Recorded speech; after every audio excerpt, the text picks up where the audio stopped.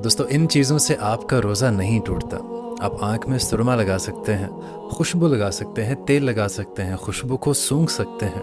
इन तमाम चीज़ों से आपका रोज़ा नहीं टूटता। और अगर आपने कोई चीज़ अपनी ज़ुबान के साथ चख कर थूक दी, तो उससे आपका रोज़ा नहीं जाता। लेकिन ऐसा बेज़रूरत करना मकरूह होता है। और दोस्तों, टूथपेस्ट से दांत साफ़ करना मकरूह है। और अगर दांत साफ़ करते हुए वो मंजन या टूथपेस्ट आपके हलक तक चला गया, तो आपका रोज़ा भी जा सकता है।